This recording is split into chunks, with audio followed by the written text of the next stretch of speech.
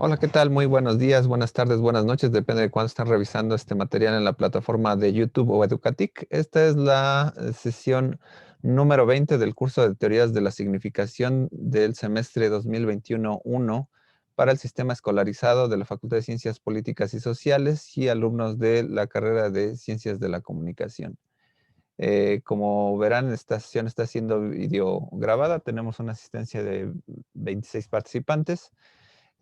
Para aquellos que no quieran ceder la imagen para la grabación, pues simplemente pueden apagar su videocámara, pero esto no resta la obligación de participar en la sesión.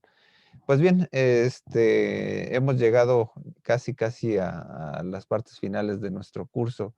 Estamos llegando a uno de los últimos temas que tiene que ver con hermenéutica. Hemos recorrido alrededor de todo el curso los temas generales, ¿no? De las grandes escuelas, ¿no? De los estudios de la significación, la semiótica, el estructuralismo, la hermenéutica en general, ¿no? Dentro de algunas de ellas, de las clases de semiótica, hemos visto el pragmatismo y el estructuralismo en específico y pues bueno, en esta última unidad donde hemos comenzado a hacer una revisión de algunos aspectos sobre la fenomenología, sobre el existencialismo de Heidegger, ¿no? Primero la fenomenología de Husserl. Y ahora, pues bueno, vamos a ir de lleno a otro autor que sería Paul Ricoeur. De alguna manera, Paul Ricoeur trata de hacer un anclaje con la parte que veíamos estructuralista, ¿no? Pero no se plantea desde un punto de vista estructural, sino más fenomenológico, hermenéutico, debido a que se inclina mucho a lo que es la interpretación, lo que es los conceptos de comprensión y explicación, y que de alguna manera eso a veces algunos autores lo ubican dentro del carácter postestructural o de la discusión postestructural, donde va de lleno mucho la interpretación que vamos ir vislumbrando sobre los aspectos que emanan, ¿no? O que emanaron de los aspectos fenomenológicos hacia el discurso. Entonces, pues bien, vamos a hacer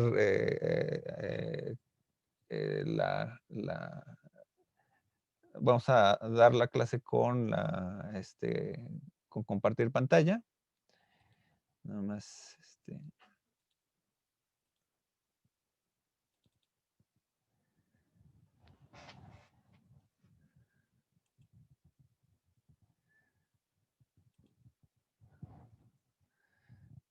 un momentito.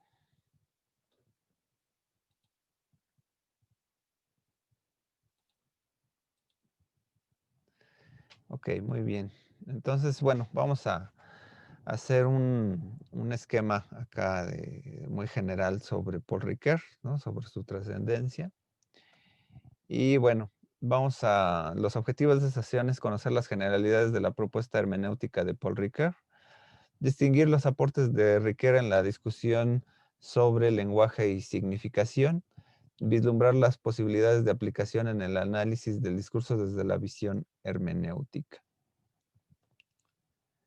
Bueno, comenzamos con este esquema, muy a grandes rasgos sobre quién es Paul Ricoeur, ¿no? Alrededor de la influencia y trascendencia hacia otros autores.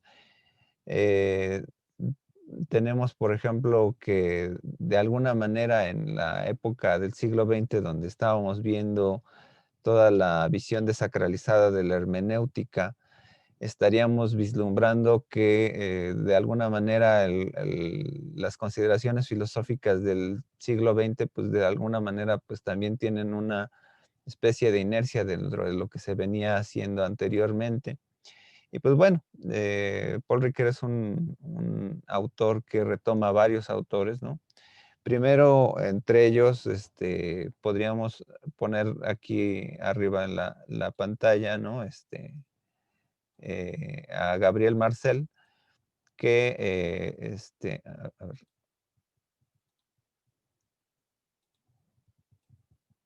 a Gabriel Marcel, que de alguna manera, tiene una trascendencia ética existencialista cristiana, ¿no? También tenemos a Jan Abert, ¿no? Con su famoso ensayo sobre el mal, que también va a plantear elementos éticos, pero sobre todo de una filosofía, filosofía reflexiva, ¿no?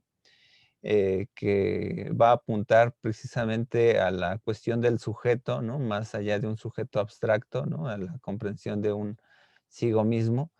Y también, bueno, cabe mencionar que, bueno, un poco haciendo el recorrido dentro de la historia de, de Ricoeur, bueno, su padre fallece en la en Primera Guerra Mundial. Posteriormente, bueno, en la época del 37, ¿no? Pues bueno, es capturado por el ejército nazi. Y entonces, cuando está capturado, pues bueno, tiene la posibilidad de conocer algunos autores, ¿no? De leer algunos autores, que entre ellos está Karl Jaspers, ¿no? Estos anteriores que mencioné. De alguna manera, pues también está influido por Sigmund Freud, por la parte del estudio del sujeto. De algún otro modo también va conociendo lo que es la fenomenología de Husserl, esta que ya hablamos hace unas clases anteriormente. Y pues bueno, dentro de todas estas influencias va construyendo lo que sería una reflexión también ontológica, no al grado del existencialismo como a lo mejor Heidegger, pero sí, aunque es un contemporáneo, de alguna manera sí llega a hacer algunos planteamientos sobre la cuestión de cómo el sujeto tiene cierto tipo de conocimiento sobre su entorno y que bueno, en el auge del positivismo, podemos decir que no todo lo que se plantea científicamente de alguna manera, ¿no? Pues se nos es dado automáticamente en la razón, sino que esta razón, como ya habíamos visto en estas em, inferencias, ¿no? O emanaciones, ¿no? De la filosofía, de alguna manera tienen una trascendencia también con la experiencia, ¿no? Algo que ya habíamos visto con Husserl y con Heidegger, ¿no? Entonces ahí vamos a ver una dimensión importante, ¿no? Hacia adelante, pues bueno, va a ser importante para Thompson y para este antropólogo Clifford Geertz, en donde de alguna manera la reflexión sobre el tiempo y la narración van a ser importantes dentro de lo que sería la comprensión del sujeto mismo, ¿no? Dentro de los aspectos sociológicos o antropológicos, ¿no?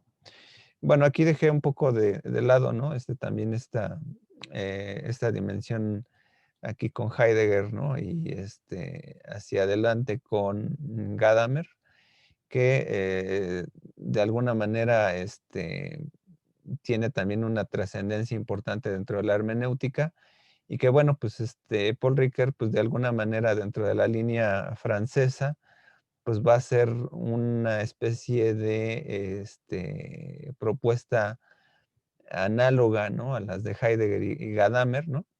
En términos de la vinculación del sujeto con su realidad, la reflexión misma del sujeto y la conciencia. Y pues bueno, vamos a ver un poco, de hecho, si vemos un poco la obra de Karl Jaspers, digo, de Paul Ricoeur, ¿no? Que va a estar muy, muy, muy de lleno en su, ¿cómo se llama? En su avance, ¿no? Histórico con los textos.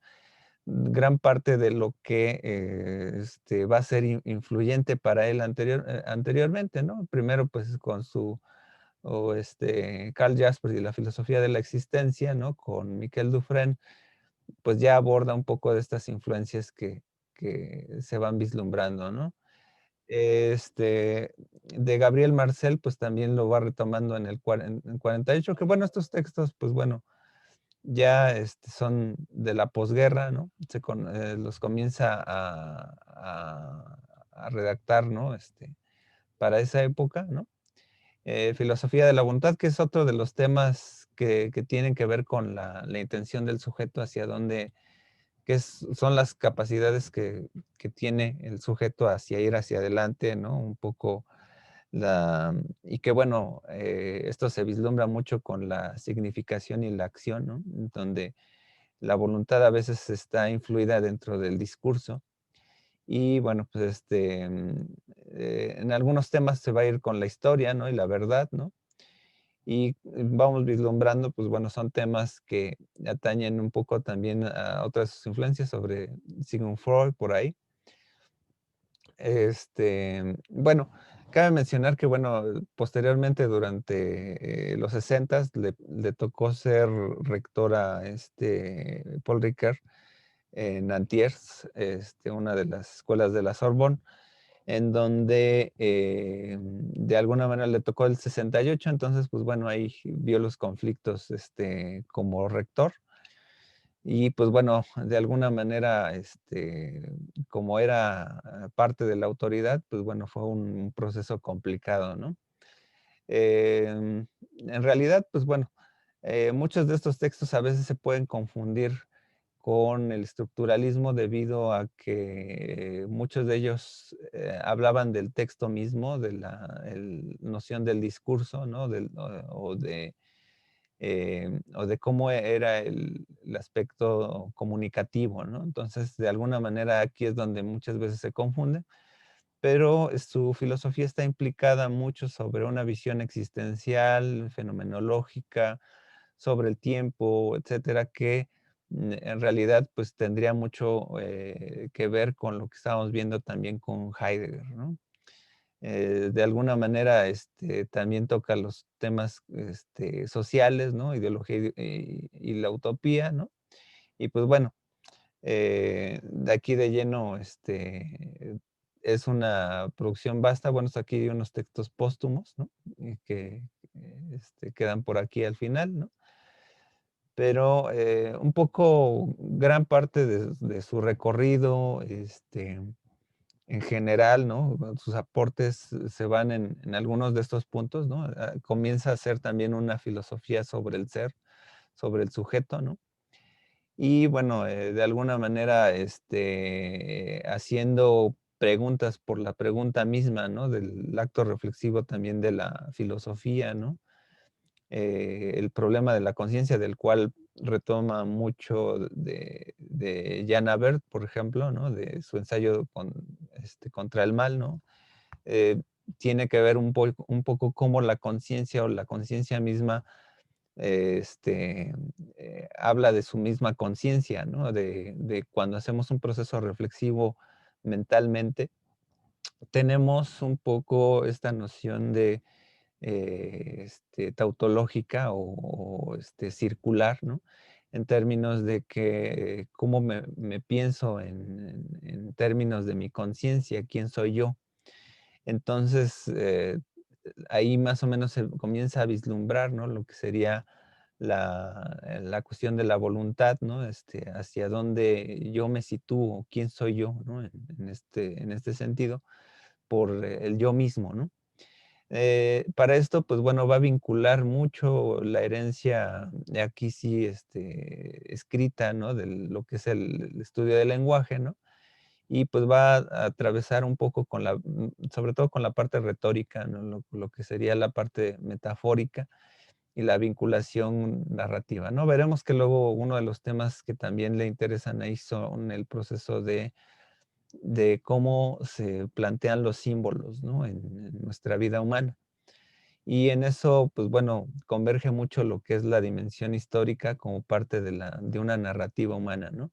Es muy diferente pensar, y ya lo veíamos un poco con Heidegger, de alguna manera, que no es lo mismo pensar uno conscientemente de su existencia y respecto de la historia humana, ¿no? Cómo han vivido otras generaciones y cómo de alguna manera estas generaciones que no tenemos contacto con ellas, ¿no? Pues de alguna manera tratamos de resignificarlas, ¿no? Y la dimensión histórica, pues bueno, de alguna manera cuando se cuenta el relato, ¿no? Pues trata de ser asequible dentro de los propios términos de nuestra existencia, ¿no? Ahí hay una especie de código que se establece para establecer el discurso narrativo, ¿no? Lo vemos cuando revisamos alguna novela histórica, alguna biografía histórica. De alguna manera tiene que tener una especie de relato que va yendo con estructuras muy elementales, ¿no? A veces parecerán un poco lo que veíamos con los actantes, ¿no? De Gray Mass, ¿no? Dentro de una estructura más o menos lógica aterrizada, ¿no? Entonces, la dimensión histórica, pues bueno, contiene una narrativa, ¿no? Entonces, digo, este texto no se los dejé, les dejé un texto más sencillo que sería vislumbrar lo que es la explicación y la comprensión. Pero bueno, este texto aquí les daré un breve resumen sobre lo que es el texto de teoría de la interpretación, donde al principio comienza a, a ubicar lo que son los conceptos del discurso, uno que es la palabra y lo que otro es la oración. La palabra es un proceso semántico en donde más o menos ubicamos un significado y la oración es la unidad de sentido, en donde viene un proceso semiótico donde se analiza toda la estructura en lo general. De aquí ahí viene mucha herencia, ¿no? De hecho, por ahí retoma Saussure, retoma gran parte de lo que es estas bases estructuralistas, ¿no? Y bueno, algo que dice es que el discurso se da como un acontecimiento, ¿no? Esto se parece mucho a lo que en algún momento revisaron ustedes como Benveniste, ¿no? El discurso se da en en un planteamiento en donde tú, cuando lo estás leyendo o lo estás escuchando, ¿no? Acontece, ¿no? Entonces, tiene un momento, un tiempo y espacio definido, ¿no? Entonces, en esta relación, pues se vincula mucho lo que es el significado y el sentido, ¿no? Aquí, pues lo que veíamos en algún momento en las clases introductorias, ¿no? Pues la unidad básica de la hermenéutica es el texto, ¿no? Y esto converge mucho con la unidad del discurso. Entonces, aquí van a hacer referencia a dos cosas, ¿no?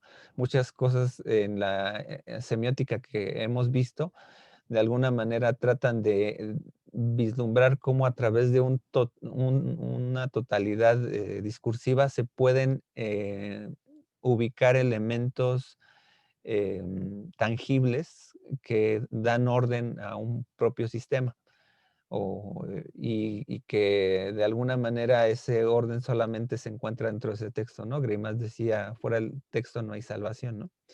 Esa es una operación de buscar el significado, ¿no? Pero cuando hablamos luego de la referencia, apelamos un poco a lo que está fuera del discurso, a aquello que se vislumbra alrededor, ¿no? Entonces, el Sinan Bedeutung de Frege, por ejemplo, el sentido y referencia, de alguna manera implica, ¿no?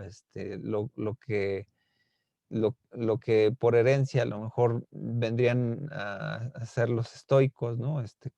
Con esta dimensión de lo que la acción o la referencia afuera implica en el significado. O sea, veíamos, por ejemplo, con Peirce, toda esta parte del interpretante, ¿no? Que de alguna manera está tratando de apelar a un contexto ensimismado dentro de la vocación de la conciencia como el interpretante, ¿no? Pero en este sentido, lo que estamos viendo en esta teoría de la interpretación de Ricoeur es que, por un lado, hay una parte del discurso que se va hacia adentro y hay una parte que se va hacia afuera. Entonces, eso va a ser la parte de significado y referencia, ¿no? En este segundo capítulo, pues bueno, habla un poco de lo que es la habla y la escritura, ¿no? Lo que es de cómo en la escritura y el discurso, ¿no? Se establece una mediación del mensaje mismo. Y entonces aquí retomamos mucho lo que es la parte del acontecimiento del discurso, ¿no? Se establece la escritura como un tiempo y espacio definido cuando se escribe, pero cuando lo ponemos a revisar el discurso, lo podemos a leer, vuelve a tener como una especie de vida, ¿no? Entonces aquí luego comienza a hacer referencia a estos términos de hablantes y mensajes, oyentes, código y referencia. Bueno, cuando establecemos, por ejemplo, la dimensión de un mensaje, por ejemplo, en el funcionalismo de Jacobson, ¿no? Se establecen varios elementos en donde un mensaje tiene ciertas características, ¿no? Función fática, metalingüística, etcétera, ¿no? Digamos que entre ellas, pues bueno, el código, bueno, viene a ser uno de estos términos que, por ejemplo, trata de establecer la conexión en donde un emisor y un receptor hacen una especie de clic, ¿no? Y se tratan de establecer dentro de lo que sería una dimensión común. Entonces, el código y la referencia van a estar muy de lleno con esa parte, ¿no? Y pues bueno, de alguna manera, la parte de la escritura sostiene que dentro de esta parte de emisor y receptor se establece una producción de significaciones, ¿no?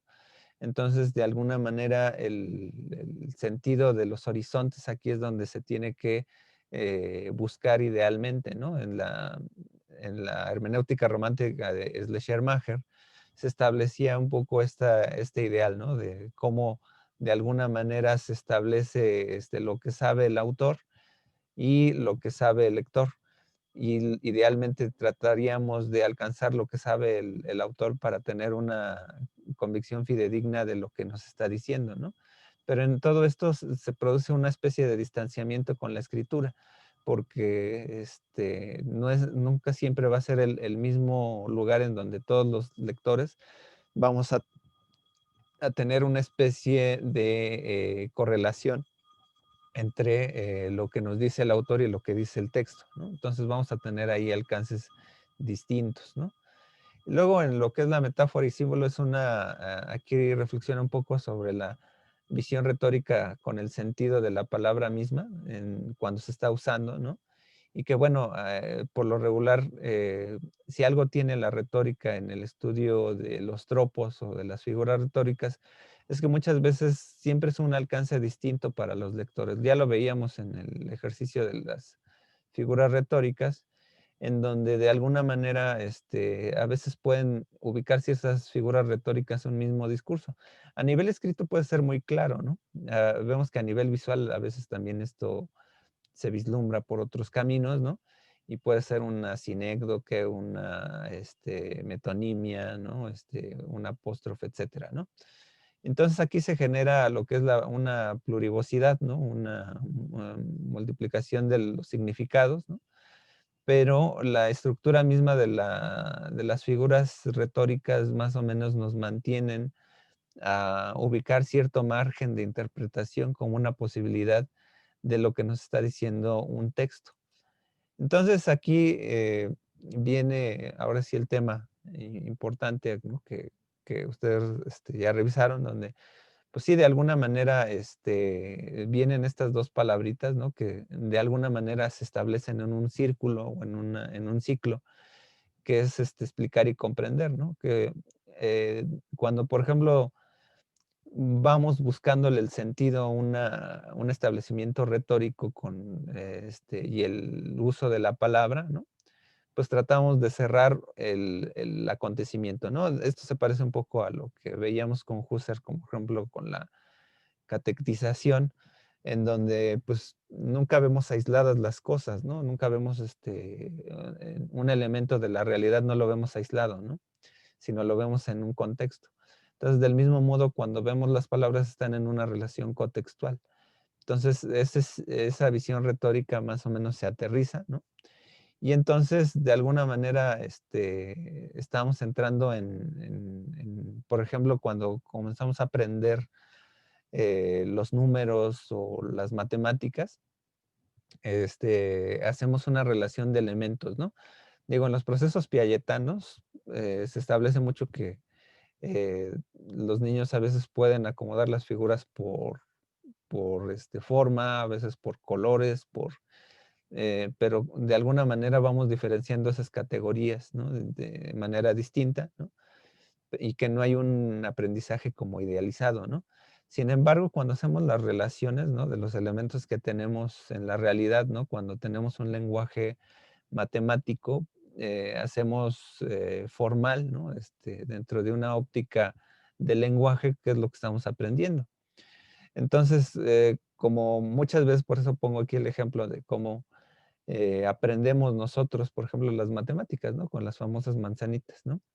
Porque con las manzanas lo que tenemos es una totalidad de la realidad, ¿no? Pero la expresamos de manera distinta en términos matemáticos. Cada uno de estos elementos tiene un sentido, ¿no? En una totalidad como enunciado, ¿no? O sea, las tres manzanitas arriba, las figuras, están en un conjunto y luego la expresión matemática de abajo tiene otra dimensión aplicada, ¿no? Cuando hacemos la relación interna de cada uno, estamos tratando de explicar, por ejemplo, cómo funciona el símbolo, ¿no? Y aquí se parece mucho a la dimensión, por ejemplo, del argumento y el símbolo persiano, ¿no? Porque de alguna manera estamos estableciendo de que si yo ya conozco la totalidad deductiva de lo que es el sentido, ¿no? De una estructura, entonces yo ya lo puedo explicar, lo puedo argumentar. Pero cuando yo estoy haciendo la relación entre una y otra, ¿no? Es cuando yo tengo el aspecto de comprensión, cuando yo tengo este término de equivalencia entre las figuras, ¿no? Y el término formal, del término formal matemático.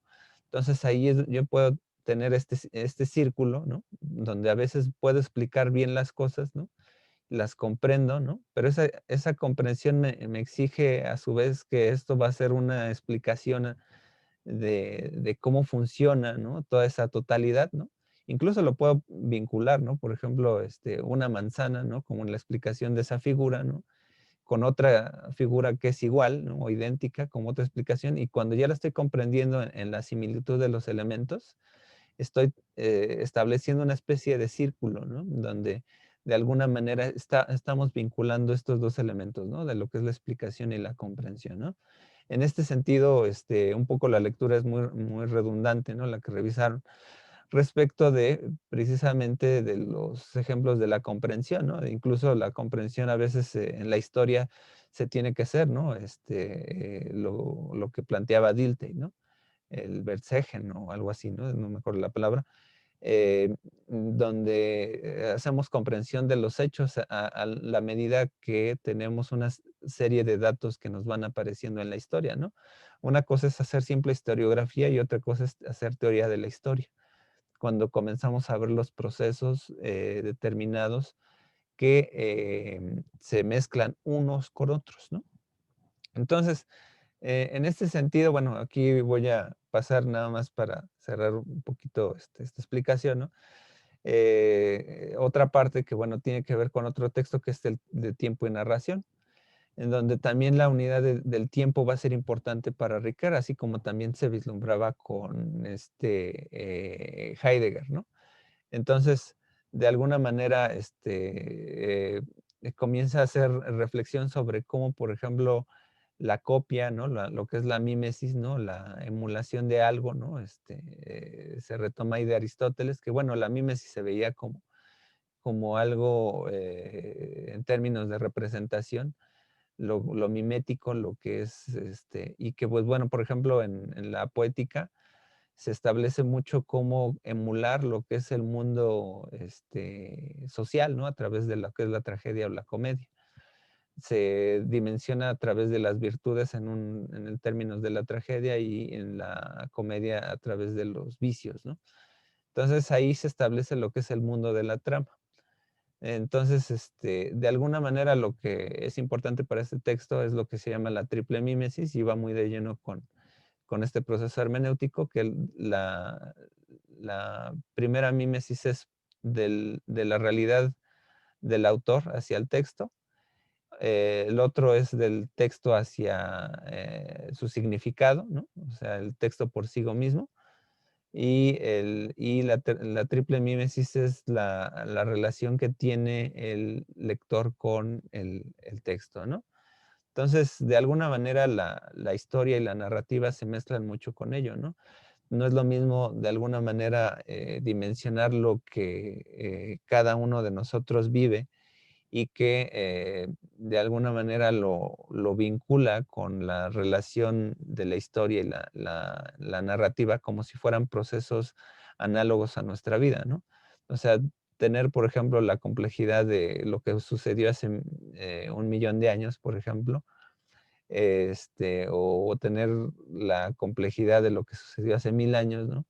Va en función de cómo nuestra unidad de cero de existencia, más o menos la vamos delimitando en nuestra propia ubicación, como si fuéramos un personaje, ¿no? Entonces, así vamos comprendiendo más o menos los procesos históricos, ¿no? Las unidades de tiempo, ¿no? Entonces, bueno, en realidad fue un texto bastante corto, ¿no? El que les dejé para esta sesión, ¿no? El de dialéctica, comprender, explicar, ¿no? Que es una reflexión filosófica desde la hermenéutica, ¿no? Y pues bueno, aquí un poco para la cuestión de los términos que más o menos estuve manejando, pues bueno, fue vincular la parte de teoría de la interpretación y tiempo y narración, ¿no? Entonces, pues bueno, ha sido, bueno, ahorita una exposición corta, ¿no? Entonces, pues bueno, ahorita yo lo dejo entonces para que de viva voz de ustedes, ¿no? Dudas que hayan tenido de la lectura, de lo que hayan revisado, pues bueno, soy todo oídos, ¿no? Entonces, opiniones, comentarios, dudas, ¿no? Sobre este tema. Digo, es amplio, ¿no? Hablar de Ricoeur. Digo, estos son unos breves textos, ¿no? Bueno, los que comenté, pero pues bueno, de alguna manera, digo, no soy tampoco un especialista, ¿no? En Ricoeur, ¿no? Me gusta mucho la lectura afable, ¿no? Que tiene, ¿no? Pero bueno, podemos vincular entonces aquí, bueno, opiniones, ¿no? Sobre lo que sería, eh, si entienden bien qué es la explicación y lo que es la comprensión, ¿no? Entonces, adelante, bueno, ¿cuáles fueron las dudas de la lectura que hayan revisado? Adelante.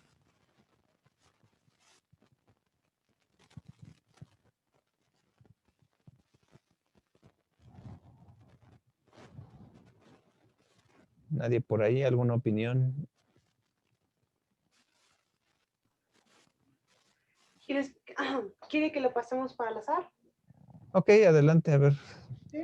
Ajá. A ver, vamos con Felipe de Jesús Carreto. A ver, adelante, ¿qué te pareció la lectura? Que este, Bueno, pues no sé, creo que, por ejemplo, que lo que es la comprensión va un poco relacionada con, bueno, con esta parte estructuralista, no sé si así se dice, en la cual se va construyendo pues, la identidad o el identitario o en sí la idea y que la explicación tendría que ver con esta otra parte de lo que es el habla, ¿no? Ajá, yo lo tengo más relacionado con eso, con esa exteriorización, por así decirlo. Entonces, ya había yo escuchado sobre bueno, sobre cómo se relacionan, sobre cómo el pensamiento va ligado al habla y en el que no están separados, sino que son una parte en conjunto. ok, muy bien. De hecho, recurro más esta parte que mencionas precisamente del habla, precisamente porque en el habla es cuando, por ejemplo, nosotros eh, pasa cuando tenemos un texto escrito, ¿no? Y pues de una manera vinculada cuando alguien lo lee en voz alta o hacemos discusión sobre el texto escrito, sacamos a relucir muchos otros aspectos, ¿no? Hay un aspecto aquí de alguna manera como subjetivo, intersubjetivo y bueno, no objetivo como tal, pero bueno, la pretensión muchas veces de hacer ciencia o de dar a conocer algo, eh, de alguna manera ubicaría lo objetivo, ¿no? Pero es a través de nuestra expresión humana donde pues finalmente vinculamos muchas veces una especie de opiniones, ¿no? Pero esas opiniones están vinculadas tratando de apreciar, ¿no? El mundo a nuestro alrededor. Entonces ahí sí se vincula mucho la cuestión del habla, porque de alguna manera estamos aterrizando, cómo, por ejemplo, explicamos, bueno, cómo comprendemos algo, ¿no? pero a su vez cuando lo genero un discurso nuevo, ¿no? Viene aquí el ciclo, ¿no? De yo lo comprendo, ¿no? En términos de mis palabras, de mi habla, ¿no?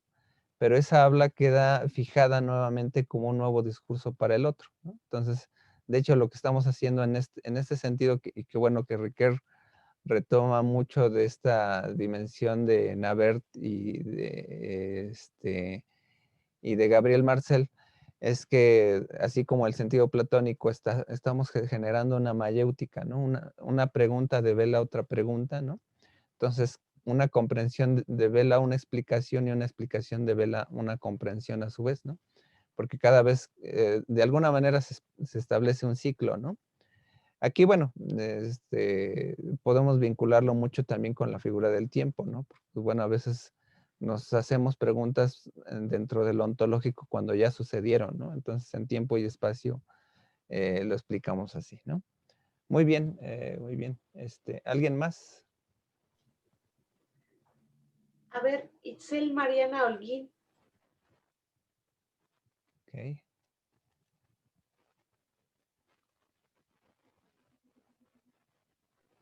Hola, lo que pasa es de que yo no hice la lectura porque la clase pasada no estuve, entonces no estuve muy bien enterada de todo, perdón. Pero en la plataforma vienen las lecturas, entonces ahí viene de hecho, un calendario, ¿no? De hecho, eh, si no está en el programa, pues bueno, esto lo puse ahí en relevancia desde noviembre, finales de noviembre, ¿no? Entonces, ojo con ello, ¿no? ¿No? Entonces, ahí habrá que participar en el foro, ¿no? Para recuperar esto. A ver, Sí, ¿alguien profesora. más? Ok, vamos con Juan Daniel Martínez.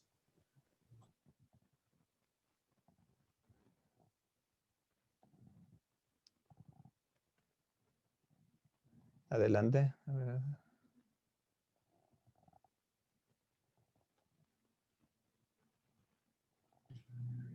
A lo mejor no está.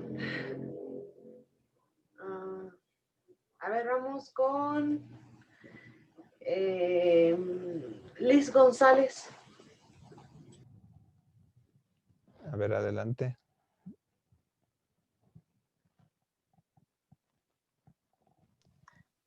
Profe, ¿yo puedo preguntar algo? Sí, adelante.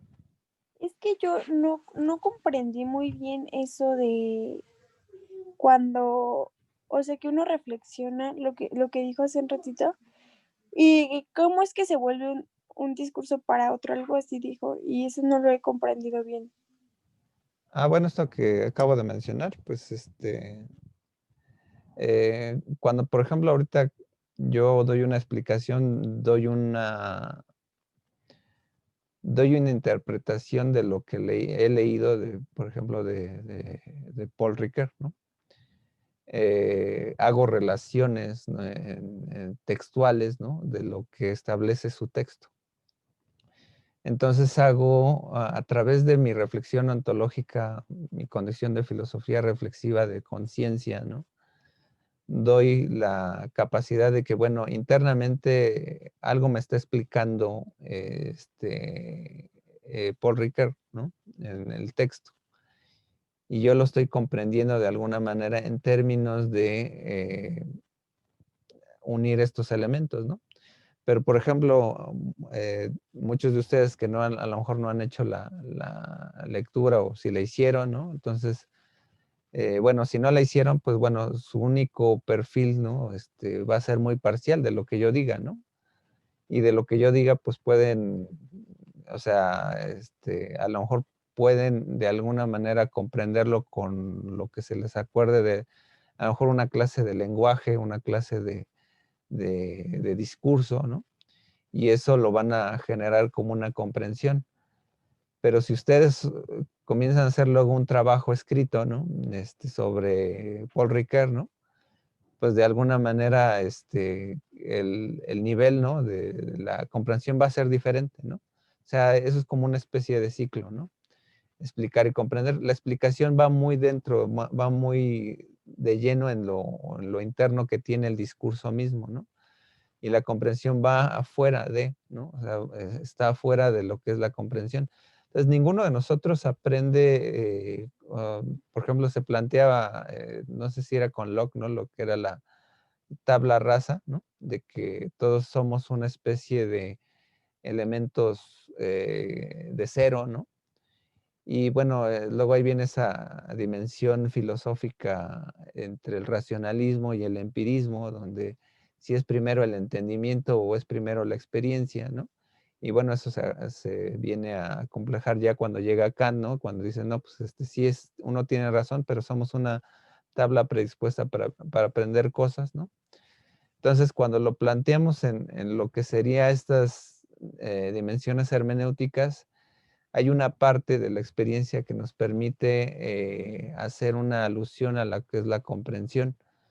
Y cuando nosotros tenemos esa comprensión determinada y yo la comienzo a escribir o hablar, ¿no? Entonces yo estoy dando un perfil de la explicación mía, ¿no? Pero la comprensión que yo he hecho es con relación a muchos otros textos, ¿no? Entonces, en ese sentido es como, por ejemplo, cada vez que yo hablo, ¿no? Pues se genera un nuevo discurso, ¿no? Entonces, esto es un ciclo que está alrededor de cada uno de nosotros, ¿no? Sí, profe, gracias, ya me quedó mucho más claro. Ok. Tenemos creo que participaciones ahí en texto, ¿no? En texto tenemos, bueno, dice Liz González que no puede tener su micrófono, pero que anda al pendiente de todo. Y bueno, Michelle Rojas acaba de escribir que es a lo que se refiere cuando dice que es el arte de captar el significado de los signos producidos por una conciencia diferente a la propia y accesibles a otras conciencias por expresiones externas. A ver de nuevo y lento porque... A ver, Michelle Rojas dice, es a lo que se refiere cuando dice que es el arte de captar el significado de los signos, producidos por una conciencia diferente a la propia y accesibles a otras conciencias por expresiones externas. Ok, sí. Al final aquí hay otro tema importante, que es el sentido, ¿no? O sea, muchas veces nos hemos preocupado mucho en términos de la semiótica, sobre todo la estructural, ¿no? En buscar el significado, ¿no? Y de hecho, por eso vale la pena mucho la aclaración, la diferencia entre semántica y semiótica, ¿no? Porque la semántica, pues bueno, si llega a ser el núcleo mismo, ¿no? Que a veces trata de embonar lo que es la relación de el signo con el objeto, de alguna manera, la semiótica tendría que ser algo más complejo que ello, ¿no? Porque en la semiótica misma, ¿no? Pues, aunque, bueno, Peirce veía que se equilibra mucho con lo que es la palabra lógica, de alguna manera, tiene que ver más con la acción, ¿no? Aquí, entonces, cuando nosotros explicamos, ¿no? Por ejemplo, un dicho, ¿no? De decir, em, voy a ir al cine, ¿no? Establezco, ¿no? Una relación con una especie de veracidad, ¿no? Del discurso, ¿no? Y entonces, implico, ¿no? Que tiene sentido ese discurso porque lo voy a hacer, ¿no? Aquí tiene que ver mucho con la dimensión pragmática de la significación, debido a que eh, por ejemplo, no sé si veían en discurso, ¿no? Esta dimensión de Austin, ¿no? De los mensajes locutivos y perlocutivos, ¿no? Donde hay algunos mensajes en donde tienen un sentido para que nosotros los logremos dar a conocer para que el otro ejecute algo, ¿no? Entonces, aquí es donde de alguna manera establecemos una relación con el discurso y el sentido mismo que le estamos dando. Digo las cosas para obtener algo, ¿no? Entonces, cuando en este sentido nos da la reflexión de que nadie comunica algo simplemente por comunicar algo, ¿no? Simplemente porque tiene una intención a través de ello, ¿no? O sea, el lenguaje tiene una intención para lograr algo a cabo, ¿no? Entonces, doy a conocer algo. O sea, si estoy cantando en el baño es por un fin estético que lo estoy estableciendo conmigo mismo, ¿no? Entonces, de alguna manera encontramos sentido, ¿no? De hecho, lo veíamos un poco la clase anterior, ¿no? Debido a que el sentido lo establecíamos precisamente por esta capacidad de verse el ser humano imposibilitado de ser inmortal, ¿no? Entonces, el sentido mismo, como que el discurso mismo del hombre, no es su vida. Entonces, en ese tiempo y espacio definido, como vimos en Heidegger, pues bueno, aquí está implicado en términos de discurso, en términos de una narrativa determinada, ¿no? Entonces, cuando vemos, por ejemplo, un texto determinado, una película determinada, un cartel determinado, nos hace sentido con lo que nos da la propia experiencia, ¿no? Y hay veces en que, por ejemplo, no sé, bueno, a lo mejor ustedes, no sé si por la generación no conozcan, ¿no? Pero bueno, había un personaje de tiras cómicas en México que se llamaba Memín Pinguín. Cuando este personaje llegó a las estampillas de correos postales, ¿no?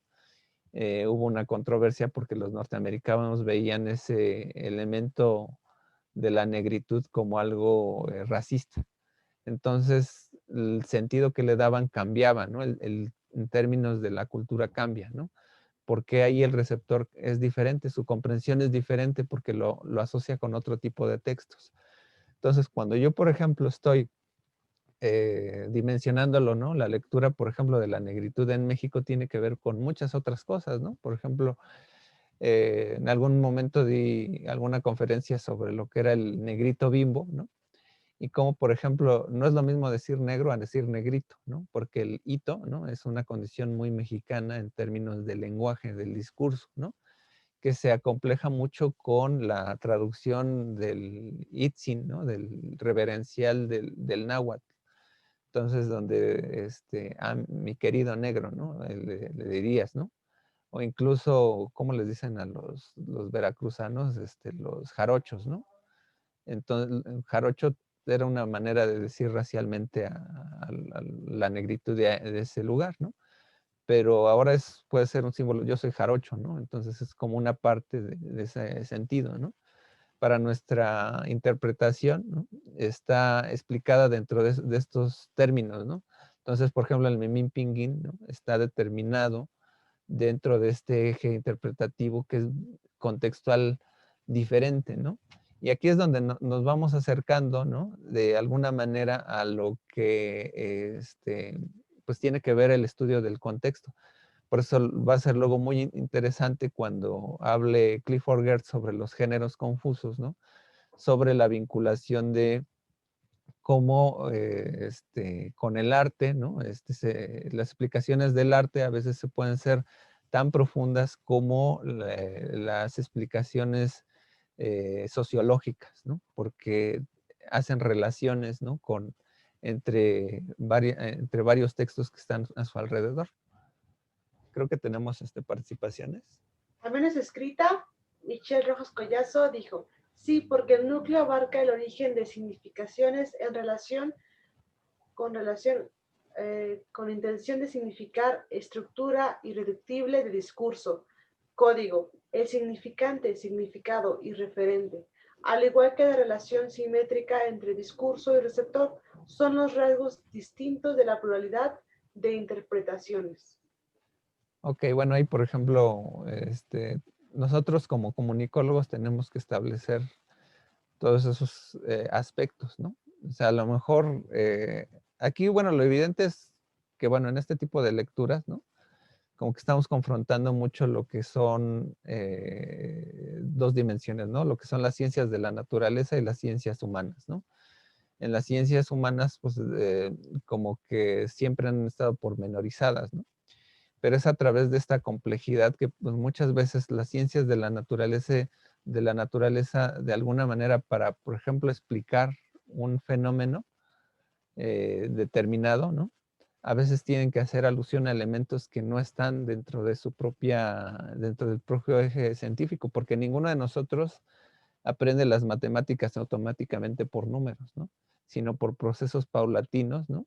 Educativos, ¿no? Entonces, no se puede llegar de lleno a encontrar la aritmética por la aritmética en términos de un lenguaje formal, sino que debe de estar aterrizado con ejemplos determinados. Entonces, ahí los códigos, los referentes, ¿no? Se establecen uno tras otro, ¿no?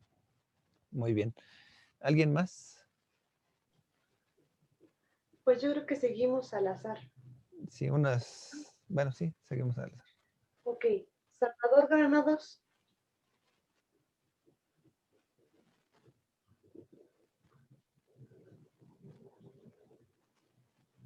Adelante.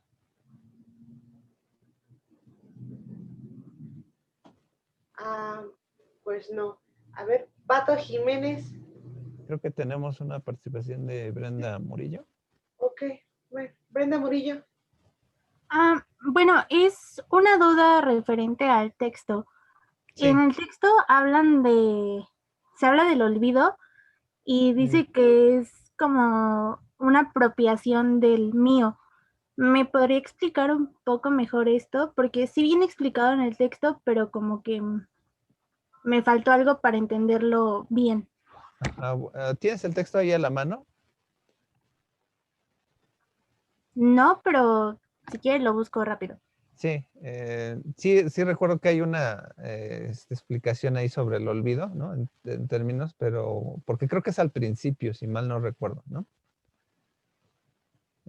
Si lo tienes para ver cómo está la estructuración de la frase, porque quizá tiene que ver ahorita con un punto que podría explicar, pero a ver. Ya lo encontré. Sí, a ver, ¿cómo dice La reflexión, la situación de donde procede la reflexión es el olvido, pues se trata de apropiarme de aquello y entre comillas mío, de lo que estoy separado, tarea que debe asumir la reflexión. Ok. Por ejemplo, muchas veces veíamos, por ejemplo, en Heidegger que hay un estar ahí, ¿no? La existencia misma, ¿no? Entonces, muchas veces, creo que el mismo Heidegger tenía el concepto del Dasein, ¿no? Que era como la vida común y corriente que no hace conciencia, ¿no? Entonces, bueno, de aquí lo que trata de hacer es alusión a que, bueno, ese olvido tiene que ver con esa pérdida de conciencia, ¿no? El olvido de uno mismo, ¿no? Dentro de lo que uno se está estableciendo a través del eje de la conciencia misma. O sea, ¿qué quiere decir esto? Que muchas veces nosotros no estamos estableciendo una conciencia de todo lo que pasa a nuestro alrededor, sino que hay momentos en que hacemos una especie de epoge, ¿no? Nos separamos, ¿no? Hacemos una pausa y hacemos reflexión de lo que ha pasado, ¿no? O de lo que ha acontecido. Entonces parece que me he olvidado de muchas cosas, ¿no? Que bueno, este término de olvido creo que hace alusión a algún otro autor, no me acuerdo cuál, porque bueno, implica que nosotros hagamos la dimensión reflexiva, ¿no? Donde es a través de mi experiencia como sujeto en que yo comienzo a comprenderme mi existencia, ¿no? No a través de lo que me han dicho que soy o de alguna manera, de alguna manera nuestra conciencia se da a través del tiempo y espacio pasado. Entonces, de hecho, cuando nos levantamos tomamos conciencia de, bueno, acabo de despertar, etcétera, ¿no? Qué sé yo, ¿no? O lo mismo, ¿no? Me acabo de acordar que tengo que ir a la clase o que tengo tarea, etcétera. Entonces, en esa relación haces como constancia de estos elementos comprensivos de tu existencia, ¿no? Por eso se refiere a esa parte.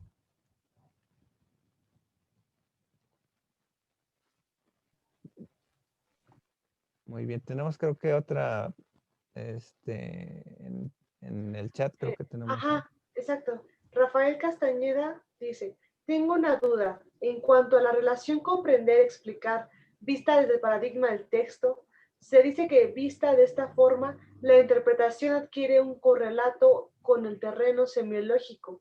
No me queda claro el por qué adquiere esta relación con la semiología. Ok. Hay dos elementos, ¿no? La semiología nos dice que tenemos que ver los elementos internos que dan sentido a la estructura, ¿no? O sea, por eso es el punto de vista semiológico, ¿no?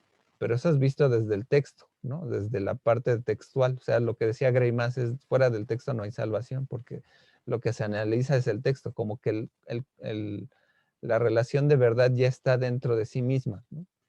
Pero cuando tú esto lo quieres llevar a cabo dentro de lo que es la lectura o la recepción de un lector, ¿no? Pues obviamente gran parte de ese sistema a lo mejor no va a llegar todos los significados que tengan a su vez, va a llegar alguna parte, un 50%, 75%, etcétera. Depende cuál sea el grado de lectura del lector.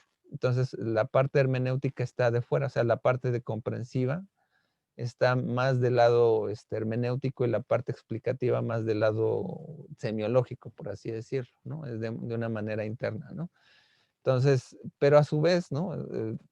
Cuando tú llegas a hacer la comprensión, implica también un acto semiótico de conciencia, de pensamiento, ¿no? Digamos que es un puente aquí entre lo que sería el vehículo del signo, ¿no? Y el interpretante, ¿no? En términos de Morris, ¿no? Porque es lo que hace que la conciencia o la conducta genere un significado específico a ese aspecto, ¿no? Por ejemplo, yo puedo establecer una descripción, ¿no? Muy vaga, ¿no? La casa en la pradera, ¿no? Donde pues cada uno de ustedes puede llenarle esos aspectos determinados que a lo mejor cada uno puede imaginar una casa con cierta estructura, etcétera, una pradera, como es una pradera. Pero si yo comienzo a establecer una narrativa, ¿no? Allá en una de las praderas, ¿no? De los Alpes suizos, ¿no? Con todavía más o menos nevados, ¿no? A una altitud determinada, ¿no? De tantos metros, ¿no? Está una cabaña, ¿no? Una de madera, ¿no? De cierta altura, etcétera. Como que nos está dando más información el texto y mi nivel de comprensión se va más al corte explicativo, ¿no? Porque mi nivel de comprensión, pues a lo mejor aumenta, ¿no? En términos del significado, ¿no? Pero le imposibilita meterle más cosas de mi cosecha, ¿no? Es decir, cómo es esto, etcétera, porque más o menos me lo está describiendo. Siempre va a haber un nivel de comprensión, ¿no? En términos de la magnitud de los elementos que yo le fije, ¿no? Los colores o lo que no me diga el texto, yo lo voy a ir a completando. Por eso tiene que ver mucho la parte del símbolo para Ricoeur, ¿no? O sea, si nosotros lo aterrizamos, ¿no? Por ejemplo, una reflexión que ustedes tengan, ¿no? De trabajo final, va a ser referida, por ejemplo, si están estudiando una pintura, ¿no? Que, por ejemplo, un cuadro determinado, por ejemplo, voy a poner, ¿no? Una pintura de Jackson Pollock, ¿no? Pues tiene una comprensión muy diversa, ¿no? Porque los colores pueden generar muchas emociones, ¿no? Entonces esas emociones van a tener sentido. Aquí también cabe una condición muy importante en Ricoeur, que Ricoeur también luego juega mucho el papel de Freud, ¿no? De la parte inconsciente, ¿no? De cómo se delega precisamente a través de estos elementos de sentido, eh, valores o pulsiones, ¿no? Que dices tú deseas ver en ese objeto, ¿no? Entonces, pues de alguna manera se acerca por ahí, pero en términos de que se establece por ahí una dimensión más compleja del discurso, ¿no? Muy bien. Tenemos aún una participación escrita de Karim Hernández. Tengo duda. Cuando mencionó la triple mímesis, dice que es la relación del lector con el texto, pero también tendría que ver la relación del mismo autor con el texto, es decir, la interpretación que hace entre la idea que tiene y lo que termina plasmando en el texto. Es que precisamente la triple mímesis habla de un proceso, ¿no? La primera es del autor al texto, la segunda mímesis es del texto por el texto mismo, ¿no? Y la tercera mímesis es del lector con el texto, ¿no? Lo ideal es que la triple mímesis o la copia, ¿no? Como se establece, ¿no? Más o menos suponiendo, ¿no? El autor está viendo un árbol, ¿no? Determinado, ¿no? Un pino, ¿no? Entonces describe al pino, ¿no? Entonces, etcétera. Entonces esa va a ser una relación de lo que ven dentro de la realidad y lo somete al texto, ¿no? Con una explicación determinada, ¿no? La mímesis la segunda mímesis pues trata de apelar a la explicación de lo que sería el árbol mismo, ¿no? Entonces uno lo cotejaría con lo que podría ser los elementos del código, la textualidad, etcétera, ¿no? Y la triple mímesis es el horizonte. Si por ejemplo, un esquimal que jamás haya visto un pino, ¿no? Y le describes un pino, pues a lo mejor no sé qué es lo que pudiera imaginar. Lo mismo, o sea, si de algún modo alguien nos viniera a explicar cómo es otro mundo, ¿no? Pues nuestra triple mímesis estaría muy limitada debido a que no tenemos los referentes, ¿no? De cómo se estructura esa situación. Muchas veces eso pasa cuando, por ejemplo, en este tipo de textos, ¿no? Su triple mímesis es a lo mejor muy débil o mediana o muy alta, ¿no? Dependiendo si no han leído, por ejemplo, este texto que a lo mejor de repente apela ya a cosas muy vistas, ¿no? Dentro de semiología y si en semiología no han visto como que amarrado como ese código, pues obviamente va a ser muy, muy baja la dimensión de la interpretación ahí, ¿no? Eh, entonces, no sé si, bueno, espero haber contestado la pregunta. Karim me dice que sí, que muchas gracias. Ok. A ver, unas 2 participaciones más y ya cerramos. Ok, a ver, al azar, vamos a escoger a Jania Luna. A ver.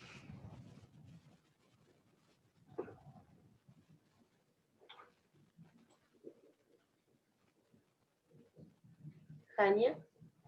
Adelante.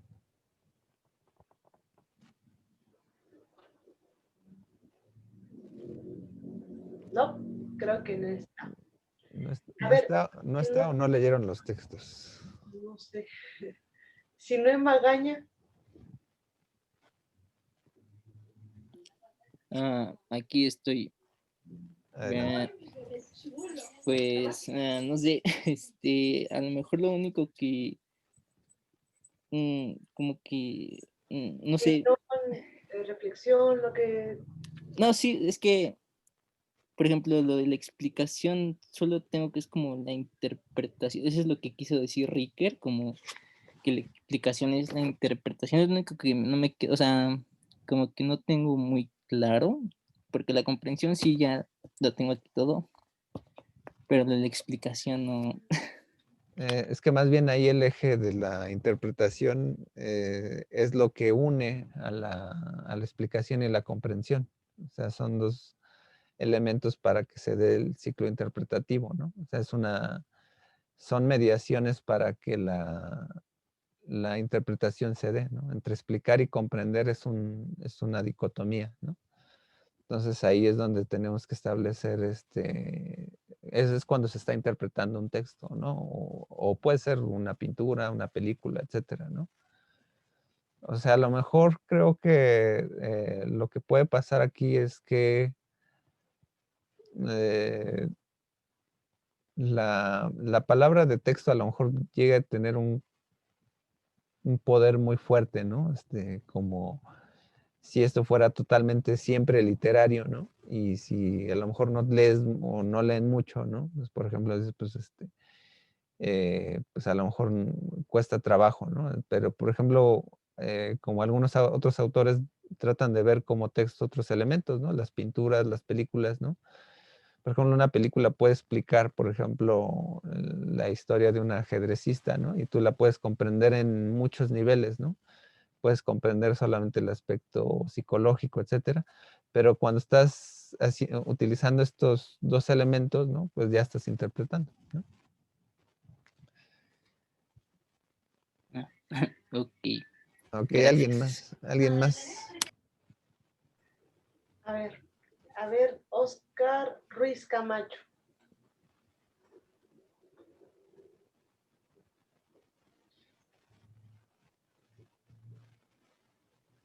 Oscar.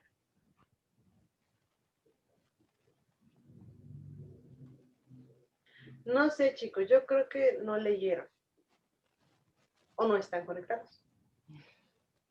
Pues, Ok. bueno, de todas maneras, pues es bueno ahí tener ahí la lista de los que no han contestado, bueno, por el respeto, ¿no? A los compañeros que sí se conectan, ¿no? Ajá, exacto. Que pues tengan que hacer lo que son los foros de recuperación de asistencia, ¿no? Para esta sesión, ¿no? Ok, pues bueno, yo creo que pues bueno, muy diferente a la clase que tuvimos el sábado, ¿no? Que se peleaban por participar. De hecho, muy diferente. Pero bueno, entonces, pues bueno, pues cierro esta sesión, esta 20ª sesión de teorías de la significación. Espero que, pues bueno, de alguna manera consideren este texto, es de los textos importantes, bueno, los temas importantes, ¿no? Debido a que, pues bueno, sí, revisen por ahí el de teoría de la interpretación de Paul Ricoeur, ¿no? Para más adelante, ¿no? Porque pues sí, va a ser lo fundamental luego para la comprensión comunicativa, ¿no? Son textos fundamentales, ¿no?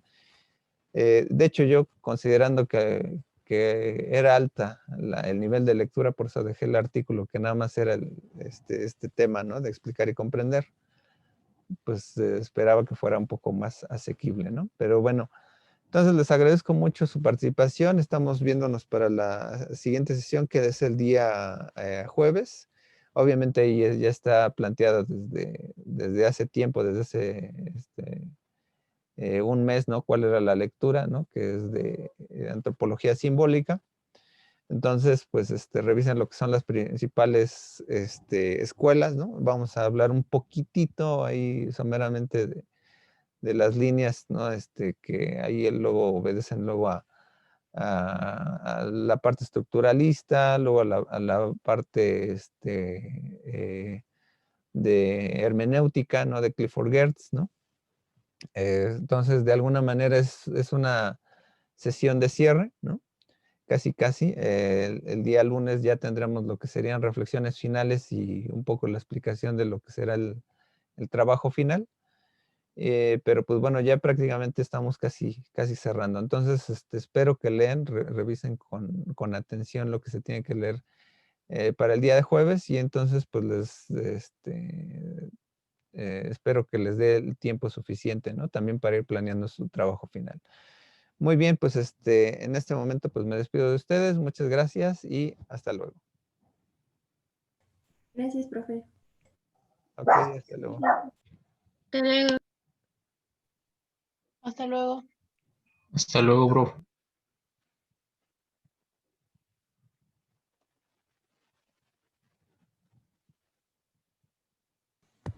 Profe, A ver un momentito. yo tengo una duda. Sí, a ver un momentito. Nada más,